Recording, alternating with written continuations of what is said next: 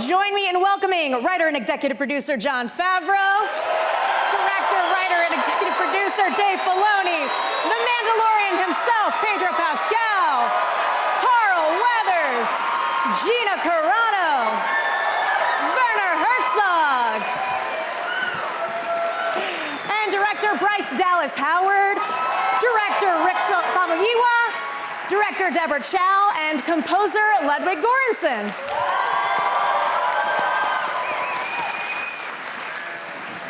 It's exciting for so many people to see it at the same time, and it's exciting for us to be in front of an audience like this too, with a few other episodes. We have the first 3 here. So if you've seen the first one, we got 2 more, and we hope you like it. Yes. For the cast down here, when did you guys realize how big of a deal this show was going to be? At what point was it? I asked them, what do I have to audition for? You know, this creature, this robot, what? and I'm not really a voiceover actor, you know what I mean? I was like giving them a whole spiel, and they looked confused, and they said, you're the Mandalorian. And I was like, they're asking me to be a part of something that is a really big deal, to answer your question. Beautifully done, beautifully done. Now, Dave, there are a lot of people here that know a heck of a lot about the Mandalorians and their culture, yes. But for someone who may not know, what is something that you think that people need to know going into this show, and where do the Mandalorians stand in a post-Return of the Jedi world? I think the beauty of this show, honestly, is that you don't really need to know anything about Star Wars to enjoy it. If you know the Mandalorians are notoriously the greatest warriors in the galaxy and they'll fight you to prove it, then that'll go a long way and you'll seem smarter at the start. So we kind of pick up in this lawless land, but a lot of these characters seem to have these allegiance, these rules that they're kind of following. How true is that for your character? Well, I think my character, she goes a little bit rogue, and she's a little bit of a loner, and she finds herself, I don't know, just on a planet, and that's where I meet the Mandalorian. I think she's passionate, a bit of an adrenaline junkie, and what I love about her so much is I can be so much stronger with her, and I believe in her, and I absolutely love playing her. So thank you so much for writing her.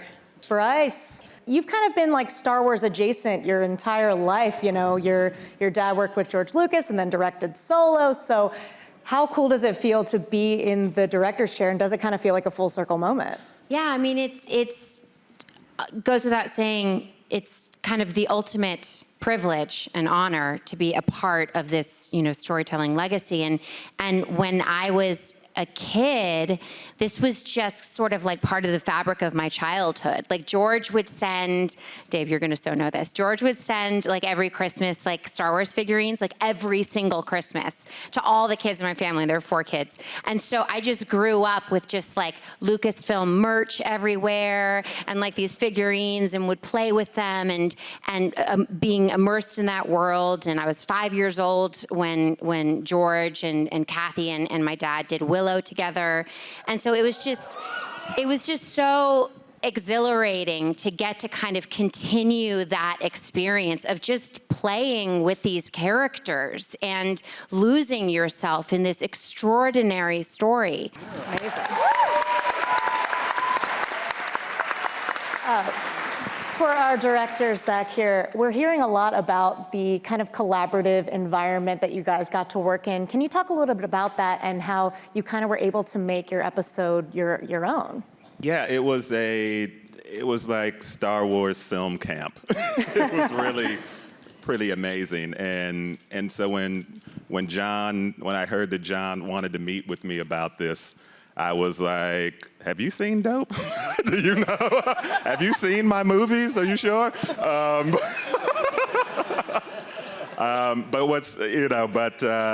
I think that's a testament to Jon, is that I think he was able to see the different talent out there and said, I want to bring some of these voices into Star Wars. And my films were influenced by George in so many ways. Star Wars was the first film that I saw in the theater. American Graffiti is what what influenced the first film that I directed called The Wood, and it was about, it felt like this incredible full circle moment. And so to be on set was pretty great, and Jon created this incredible environment where he said, bring your voice, bring your talents, and then we all supported each other as we were making the film, and it was such a unique, creative filmmaking environment. I'm so proud to be a part of it, and thank you, Jon, for bringing us in and doing the things you do, my friend. Deborah, anything to add to that wonderful sentiment? Yeah, I think everything Rick said, but what's interesting is usually as a director, you don't get to interact with other directors very often. So I've done a lot of television, but you're sort of passing ships and you never get to actually kind of collaborate or work together. So I think that was one of the things that was the most interesting and amazing on this show, was that all of the directors really knew each other really well, and we were all collaborating and sort of involved in each other's work. And so we were sort of a team, but at the same time, everybody, I think, had their own voice, which is amazing. That's great. We have to talk about the outstanding music in this show, Ludwig. So great, like somehow gets stuck in my head, and it's so unique to Star Wars. Can you talk a little bit about your process and what inspired you for The Mandalorian? For me, like, John Williams' Star Wars music is, I think, the best film music ever written. And so, there is a little pressure come a little, and I think the only way that I could do it was to try something completely different. And Dave and Jon was always extremely supportive of that. We were talking about the family feeling, and they were just always super supportive in trying new ideas, and we combine like all these organic instruments, and we combine them with a tech modern production, and then we also was very fortunate enough, David and Jon was very supportive, also including and recording an orchestra here in town with some of the LA's best musicians, and really also incorporate make it feel organic as well, and really put the soul into the music. Mm-hmm. I would love Werner's insight into what the experience was like working on this production. Yeah. It's Jon Favreau who got me into the mess. Let's face it.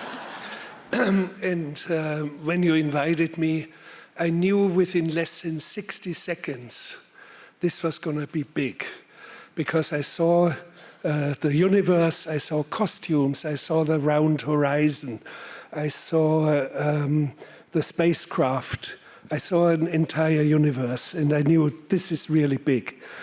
Secondly, when Jon explained a little bit about the character, yes, it's a dark sort of figure and shouldn't be trusted at all, I knew it was going to be easy. So, and I enjoyed every moment of it.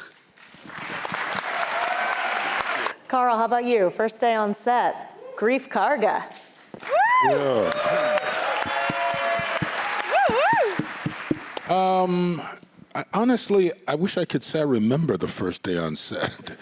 It feels like, honestly, we've been there forever. I mean, it really does, because the work has been so